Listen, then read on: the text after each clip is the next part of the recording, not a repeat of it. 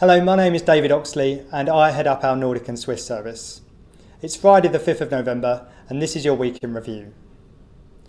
Our attention this week has mainly been on the health of the economic recovery, as well as policymakers' continued struggles with the stagflationary mix of slowing growth and rising inflation.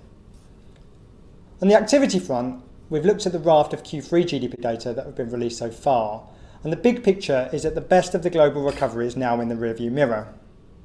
Indeed, while the data in Europe have generally surprised on the upside, growth slowed sharply in the US in Q3, and GDP fell in quarterly terms in China.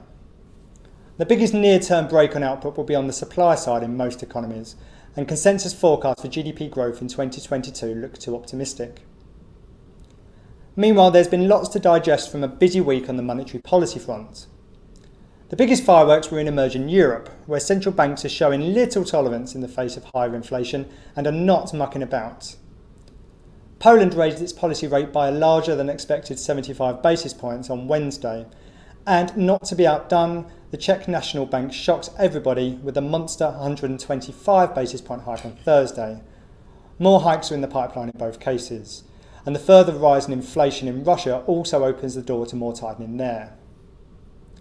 In contrast, the announcement of the QE taper by the Fed in the US this week was not a surprise, but its language was still surprisingly dovish. It's worth reading our chief North America economist's note, if only for his textbook usage of the phrase tomato, tomato.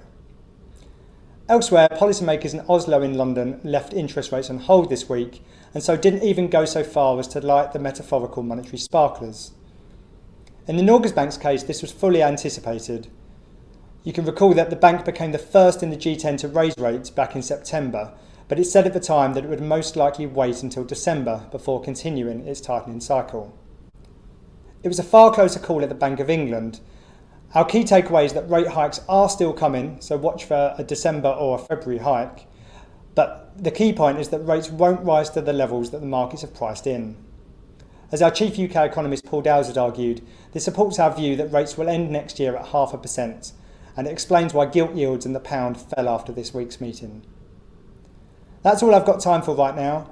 As always, you can find all of our research on our website, so please go there to check it all out.